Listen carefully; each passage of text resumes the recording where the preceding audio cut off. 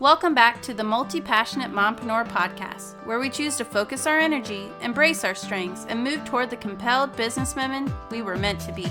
It's time to free ourselves from the chaos and the constant stream of ideas and build a life of impact and joy that honors our hard stuff, that makes meaning of our losses, and that helps us to make an impact in the world. It's time to finally take our power back and gain the follow-through that we've been desperately needing, while also learning to leave the swirl behind. I'm Angel McElhaney, motherless daughter, self-discovery junkie, and not so master juggler of my crazy crew. And I believe you can have it all. So put down that to-do list, grab that coffee, and let's get to work, one day at a time, together. Welcome back. On today's episode, we have such a great interview. Today, we're going to talk with Allison Scholes, and she is going to tell us how she helps mompreneurs grow their Instagram presence from coaching, creative copy, content, all the things. I'm so excited for you guys to hear from her. She's actually the host of Social Media for Mompreneurs, and she is going to just school us. So I am a Facebook junkie. I'm not going to lie. In fact, if you want to have like this moment with yourself, you should go and look at how many hours your phone tells you you've been on an app. I'm not even kidding, because that's when I'm like, all right, Stephanie, I will like detox off of on the weekends. Like I clearly need to be more intentional with my content and like what I'm doing with the engagement and the scrolling and basically follow my own plan. So let us know what that looks like for Instagram. But first of all, welcome to the show. Thanks for having me, Angel. Glad to be here. So I know you're all things Instagram. Like, could you tell us a little bit about your story or how you got into that? Well, I was once in corporate, if you can imagine, and I actually did marketing for the banking industry. So you can imagine how like boring that was. But that was real corporate-y, had to wear the suits, Monday through Friday. And I just knew once I had kids, that is not what I wanted in my life. So I actually thought teaching was the answer. So I went back, got my master's, got my teaching degree. And when I had two littles running around at home and trying to sub-teach, it was crazy. It was like throwing noodles at the wall. I didn't even know this. Wait, I went to school for teaching. I technically am pre-K to third. Like, that's funny. Yeah, right. And I mean, you just think, teaching, that's awesome. You're going to have your summers off, blah, blah. Yeah. Oh, no, I was like, I can travel. I can be off with my kids. Yeah, but there's something weird about being with other people's kids and not your own. Like, it was just so weird. Just didn't feel right, right? All right. I know. And then, so I just knew, like, I always dreamed of having my own business, but I never knew what it looked like. And I thought, how can I be my own boss, but like stay at home and just be in like my comfy sweatpants? And that's when the idea of like boss lady in sweatpants, awesome, I'm going to start a mom blog. Like, how hard can that be? Well, that's really hard to do, right? I get the web people on there and get the views. I started a blog, and let's just say I started a blog. Yeah, right. The keyword. That's it. But through all of that, I really started getting active on social media, started with Facebook, dabbled in YouTube a little bit, but then I was introduced to Instagram, and that's really the platform that I fell in love with and just started connecting with amazing people, trying to understand it. Let me tell you, my newsfeed was Hot Mess Express years ago. I was throwing spaghetti at the wall, no idea what I was doing, but it just interested me. And I just learned as much as I could, ask questions to all the pros and all the experts out there. And now today I am coaching mompreneurs on how to grow their presence on Instagram really the way they want to do it. Because I think we're in this overwhelm of social media and we watch too much of what other people are doing, and we think we need to do that for our business. And what happens is then you are not truly being authentic to who you are. So once you take a step back and really analyze who you are and your brand and identify your ideal audience, then that's when you can show up on Instagram strong. And that's when you start attracting the right people to you. So that's what I love to do. I just love helping people do that and have fun with Instagram. Like people get overwhelmed and they hate it. I'm like, what? It's so fun. I love it. The only thing with Instagram that has kind of touched me is that I feel like, or kind of impacted, I feel like I don't have, and I don't know if it's because I'm not engaging as well as I can in Facebook, but I feel like a lot of my relationships there aren't as deep. Is there something that you would do? Like, let's say someone that I don't know follows me. Like, do you have a protocol? Like, do I voice DM them and thank you for following me? Or do you know what I mean? Like, there's something I feel like that makes it to where I feel like I don't know all the people in there. Not that I do on Facebook. Like, trust me, I have plenty of people in there that I don't feel like I am like super deep and know who they are. But that's the part that has been kind of a block for me, because then I go to their feed and I try to find out like, who is this person? And I don't really feel like that I'm seeing them like for real. Yeah, and that can happen. You can have a lot of what I call like fake people out there or bots. I actually approach Instagram differently. I don't worry about who's following me. I worry about the content that I'm putting out there that my ideal audience wants. And I focus on the people who are engaging with me. I don't worry about anyone new. Like if I have a new follower and I see that I have new followers, I don't necessarily take the time to go check them out. If they're going to engage with my content, then I'm definitely going to engage back. And you will immediately know if they're real or fake just by the way they engage. Well, and that's a good tip, because if I go engage with their content, maybe they're like you and they're going to engage with mine, right? So what tips do you have for someone who is like me? I will say that I will post every once in a while, and then I will post in the stories because I love stories, and I'll kick it over to Facebook because I feel like also I'm in this automation. I want to make things worth my time, and that's double duty to me. So if I'm a newbie, if I either didn't have an Instagram, or I have one that I'm not really consistent on, or I don't really know what to post, what tips would you give me? First, I would ask you, well, what's your main goal for being on Instagram? And 9 out of 10 times, the immediate answer I would get is, well, I want to make sales. And honestly, that just makes me laugh, because Instagram, you have to understand that Instagram is not a sales platform. It is not a heavy SEO platform. Look at Instagram as like a boat. And I know this sounds weird, but consider it your vessel. It is your boat to building relationships, and you want to keep those relationships on your boat. Does that make sense? Okay, I'm on the boat. So you're on the boat. Well, when you have people on your boat, you need to talk to them. You need to nurture them. You need to make them feel welcomed, and you want them to stay. So I always say, well, what's your main objective or your main goal for being on Instagram? You have to decide, do I want to build brand awareness when I'm on the platform? Am I here to build brand authority? Do I simply want to grow my email list? Do I want to build community? Have a goal or objective in your mind when you're deciding what content to put out there, because you want to focus on that objective for a good 90 days. And then I always recommend that you need to take a hard look at your Instagram bio, because if it's not crystal clear and you're not hitting the nail on the head, you are going to confuse your audience and you're not going to attract the right people. You don't want a bunch of different people on your boat. You want people that you want to work with. You don't want all these strangers and who knows what comes on your boat, because then it's just chaos.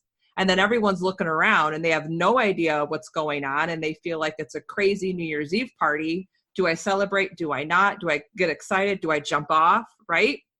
So you want to have a crystal clear Instagram bio. And what I mean by crystal clear, you want to have a stellar brand message. And your brand message is simply your I help statement, because your Instagram bio is, a lot of people say it's your business card. And I agree and disagree with that statement. It is like your business card, but it goes a lot deeper than that, because you need to make it about your audience. It's not about you. So you need to state who you help, what their problems are, and then how you solve them. That is your brand message, your I help statement. So those are like the two biggest tips right from the get-go, is identify your main objective or goal for Instagram, And then you need to clean up your Instagram bio so you are attracting the right people to your Instagram vessel. So would you say if someone, okay, they're like, okay, I heard this podcast, so now I'm going to like get it straight. So I'm going to fix my bio and I'm going to start having consistency and make it like look nice. Do they go and like delete all the old posts or just leave it on and just start? Okay. And then I've what's never most deleted a important, do you post. think? Do you think it's most important on the feed? And when I post on the feed, is that like fun stuff? Is it like, am I teaching someone, or does that matter? Does that just determine what kind of boat I'm on? Am I on a party cruiser? Are we having a sunset happy hour, or is it a business conference? I don't know. So I think this is one of the biggest struggles for people on Instagram is they're like, okay, I want to attract the right people to me. I have my Instagram bio nailed. I know my ideal audience. What the heck do I post? So basically what you want to do is you really want to create content. You have to know what your ideal audience wants from you. I can't tell you what that is. So you need to take a deep dive into your ideal audience and what's their problem. And they don't have just one problem. They're going to have a few problems, and you are the person that solves it. So when you're creating content for Instagram, I always say have it fall into one of these 3 categories. You want the content to be relatable. Go ahead and share a story, be vulnerable. Then you want to have something that's educational because they want to learn from you, and then make it entertaining. That's all you need to do on Instagram is relate to your ideal audience, educate them, and entertain them. That's it. Don't overthink it. Don't get overwhelmed. Just get on there and deliver what you are awesome at. And you're going to deliver it in 3 different ways. Be relatable in a post, be educational, and be entertaining. all right, I really like how you simplified that for me. So, all right, so then I decide I'm going to be consistent. I'm going to show up, and I'm going to have, do I have a certain amount of like, I know the kinds of posts that you just mentioned, but are there certain content pillars? Like, so can I show like my family and show my business, or should I keep my business, like have a separate page, or what do you recommend for that? I don't have a separate page. I mix personal and business because here's the thing. You are the person, the face behind their brand. And if you want to build that know, like, and trust factor, well, guess what? The only way they're going to trust you is if they feel like they know you really well and they relate to you. Like they want to look at you, Angel, and go, oh, Angel knows what it's like to be a multi-passionate mompreneur. She feels me. She gets me. She understands me. So you don't want to approach Instagram just with businessy kind of things, because then it comes off as icky and corporate, and it's not you. Like how you and I are talking right now, like before you hit the record button, we were talking about laundry and you're sitting on a laundry basket. Like that's so relatable. And there's other people out there that are just like you, trying to grow on Facebook and trying to grow on Instagram. Do they want to hear from like an uppity, like super businessy person? Or do they want to hear from someone who's just like them? And 9 out of 10 times, your ideal client or avatar or person, whatever you want to call them, they're normally just like you. So how do you want to be talked to on Instagram? What would attract you? You kind of want to reverse that and make that your content and put that out there. I love that. And maybe I need to take a picture of this setup with the laundry basket flipped over in my clothes. Absolutely. All these towels that I have to fold, but I didn't wash them. I do have some, the kids, they put it in, they switch it over, but then they dump it on my bed for me to fold by the end of the night. So I'm being a rebel right now. It's just sitting there looking at me. But all right. So I've also heard people say, that it does seem like Instagram is more long. Like when people write stories, should I be writing like a story on there? And what in the world should I do in relation to hashtags? Oh, hashtags. Okay. Well, going back to your caption, I think that you have to go back to your ideal person. So Angel, you probably have busy, multi-passionate moms that are running around crazy. Once in a while, having a long form, almost like a blog post caption is fine. But I like to mix in the quick ones, the quick, like, this is me, I wake up and I'm ready to go and I did my morning routine. Also me, I still haven't brushed my teeth today. Like, you can be funny and entertaining, because as long as it relates to your ideal audience, I think they're fine. So you can go ahead and mix in long form captions, but I wouldn't recommend doing it every day. Think of your ideal audience. Would they sit there and read them every single I found a day? shortcut, because I was like, are these people doing it so it takes up more of the feed if people scroll? So I started just making dots. So I was like, I'll just make some dots because I don't have time to write a whole story here. So yeah, I think that's a really good point. And that goes back to that vulnerability piece and sharing about yourself. And then of course, probably adding a call to action at the end there. And then what do you think is most important? Do you think that it is the feed? Do you think it's stories, or this new thing, Reels? I think you need to be consistent first in your news feed, because when we go back to the know, like, and trust factor, your news feed is where your audience is going to get to know you. So they have to kind of get an idea of what you're all about, because if I have someone totally new and they jump up into my Instagram stories, I'm most likely not going to watch them, because I don't know who they are. I have no clue who that little bubble face is, right? But if I've already engaged with a few of their posts and I'm liking them, then your Instagram stories is when people are going to start to like you. So think of your news feed as when they get to know you. Your Instagram stories is when they start to like you. And then the DMs is where the magic happens. And the DMs is when they begin to trust you. So you're kind of building like a stepping stone to the know, like, and trust factor. And of course, now you throw Reels in there. Reels is kind of up there with the DMs, the IGTV kind of deal. Which I think it is getting more to where people see your face, because I think it is coming back to that whole, like, well, one, right now I feel like are missing the face, like that connection. And then of course, when you see someone's face and you see them talking and stuff, like you feel it more like you know them for sure. Well, I love all those tips. And I know that you share like little facts about yourself, which I think is super key too. You are a Marvel fan. So I did learn that through your Instagram and things. So I think those are great tips as well. So if someone's wanting to get started on Reels, do you have any tips for that? Oh, yeah, certainly. Well, first of all, I think Instagram Reels will take off. Obviously, it's a competitor to TikTok and what's going on with TikTok right now. But Instagram Reels is just an opportunity for you to introduce yourself to non-followers in 15 seconds or less, because that's what's really, really cool about Instagram Reels is you can be shown by the algorithm to other people that are not following you. You can be discovered in the Explorer tab. So a lot of people are a little hesitant to try Instagram Reels, but I say go for it, because I've already seen an explosion in my views for Instagram Reels versus Instagram Stories.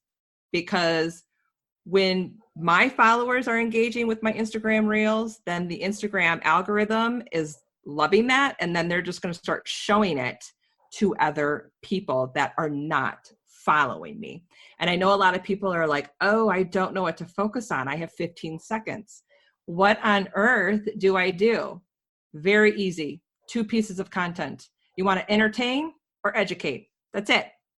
That's all you need to do. So a way to entertain is you can do like a funny little skit. Like I'm all about Marvel, right? And my favorite villain is Loki. So my thing right now is like, don't be Loki, don't mimic, don't transform yourself on Instagram, be authentically you. Like there's a reel right there, and I could probably find like a Loki filter. So I'm entertaining my audience and I'm still relating to them. And then educating them. It's so easy to do like a 2 to 3 step process or a tip or a demo. Do a 15 clip, and then in the caption, you can obviously go deeper with a long form blog post of explaining your 15-second reel. So I just say, just be entertaining and just educate and just try to mix it in. Don't overwhelm yourself. And again, don't compare yourself to what other people are doing. Be you. Yeah, some of those are crazy. It's like, what the world? Is this like a movie producer or something back there? Like they can't do movies right now, so they're just gonna like make this like intricate TikTok or reel. Crazy. All right, so but before we go, I wanted to see if you have any other tips for us when it comes to Instagram, and mostly thinking about, so I know I need Facebook and I know I need Instagram. They each have a place, but how do they work together, in your opinion? Oh gosh, repurpose content. Whatever you're putting out there on Facebook, you can easily repurpose a few days later on Instagram. All you have to do is size it right for Instagram, like the square, and you may want to change the text a little bit. You might even want to take a post that you did on Facebook and repurpose it into like a story. Go and show your face and talk about it. Like there's nothing wrong with that. But I think what's key for Instagram and Facebook is just remember your brand pillars. And what I mean by brand pillars, I hate to get so like technical. Nobody wants to hear that jargon. Basically, all that means is what do you want to be known for? Like pick 3 things that you want to be known for. And I know that's hard for a lot of our multi-passionate mamas out there because we do a lot, right? Like we want to do it all. But you want to pick the 3 main things that you want to be known for. So when I think of myself, I want to be known for personal branding, how to grow a presence on Instagram, and making social media easy and fun again.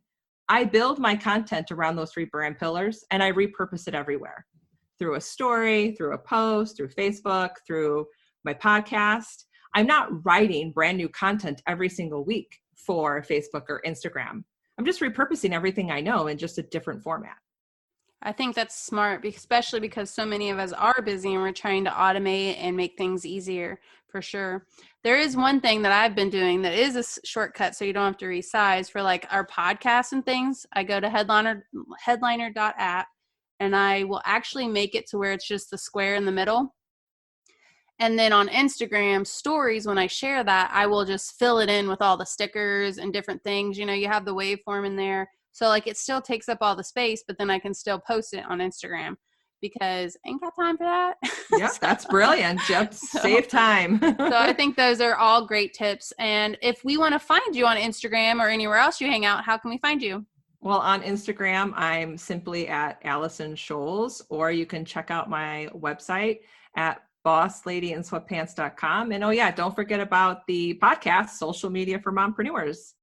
Awesome. And definitely check her out, guys, because I feel like this is something that I've definitely neglected. And I feel like there is so many, just so many people that I could learn from, but also they could learn from me too. Oh, real quick, the hashtags. So do I need to be using hashtags or not? Or is there a limit, or tell me that? Yeah. I'm glad you asked because I forgot about it too. Hashtags can actually be great for discoverability.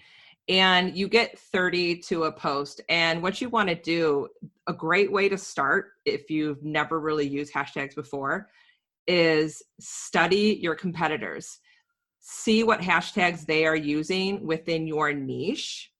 And then go to those hashtags and check out the feed. And if you're like, oh yeah, these are my kind of people, or this is where I would find my ideal audience, then you definitely want to start using those hashtags. And you want to use really niche down hashtags, location hashtags, especially if you're like a photographer in like the Chicago area or wherever.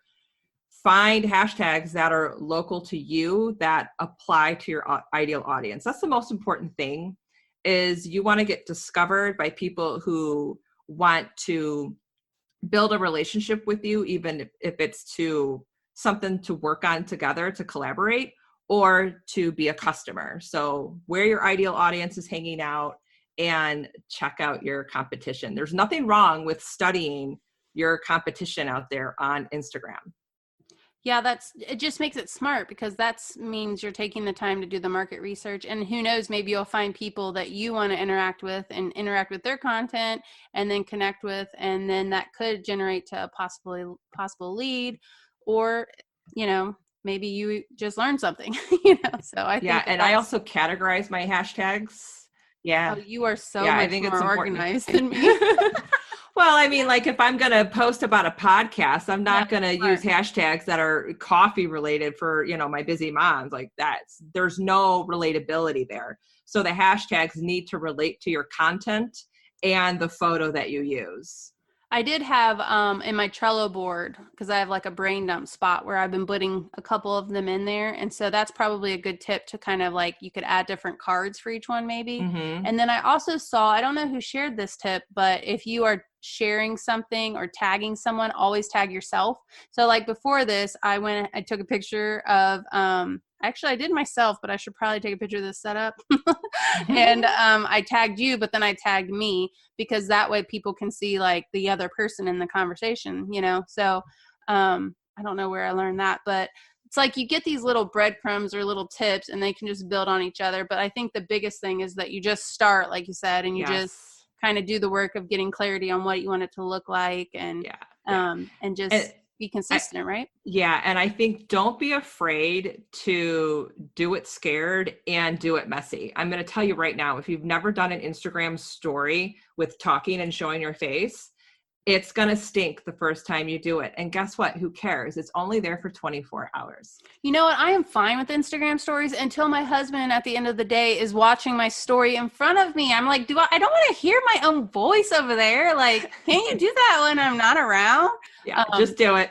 Do it messy. Just do it. Love that. For sure. All right. So I can't wait to hear everyone tag us and show us their vulnerability for sure. And we'll learn some cool facts too, right? Like how you like Loki. Yeah.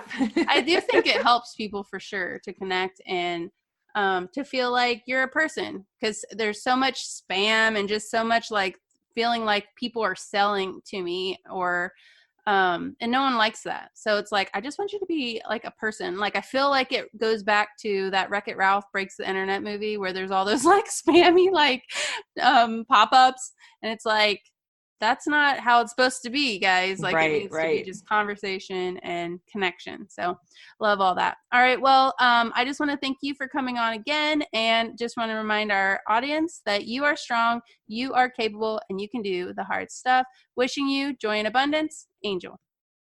Hey mama, before you go, if you found value in today's podcast or you learned something new, stop over to iTunes and leave me a review. I love hearing what you are thinking of the show and also connecting with you over on social media. You can find me on Instagram at angel.mcilhaney or on Facebook. So check the show notes for that crazy last name. And until next time, I just want to remind you, you are capable, you are strong, and you can do the hard things. Wishing you joy and abundance, Angel.